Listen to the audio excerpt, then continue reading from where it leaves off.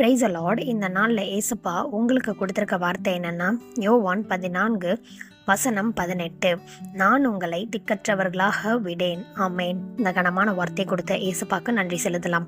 இந்த வசனத்தின் மூலமா ஏசப்பா சொல்றாங்க, அவர் உங்களை திக்கற்ற பிள்ளையாக விடமாட்டாராம். எந்தெந்த காரியத்தில் தனித்து நின்று காணப்பட்டீங்களோ, கைவிடப்பட்ட நிலைமையில காணப்பட்டீங்களோ, ஏசப்பா சொல்றாங்க, இனிமே நான் உன்னை கைவிட மாட்டேன். அந்த காரியத்தில் நான் உன் கூட நின்று உன்னை நான் ஆற்றி தேற்றி நடத்துவேன் அப்படின்னு சொல்லி ப்ராமிஸ் பண்ணிட்டாங்க.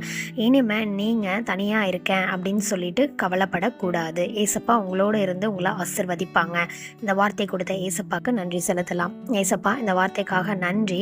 இந்த வார்த்தையில சொல்லியிருக்கிறபடி உங்க பிள்ளைகளை நீங்க இனிமே திக்கற்ற நிலைமையில விடமாட்டேன்னு சொன்னதற்காக ஸ்தோத்திரம். காத்துக்கொள்ளுங்க, பலப்படுத்துங்க. இயேசுவின் மூலமாய் ஜெபிக்கிறேன் நல்ல பிதாவே, ஆமேன். நாளைக்கு இன்னொரு பைபிள் வேர்ஸோட உங்க எல்லாரையும் மீட் பண்றேன். God bless you all.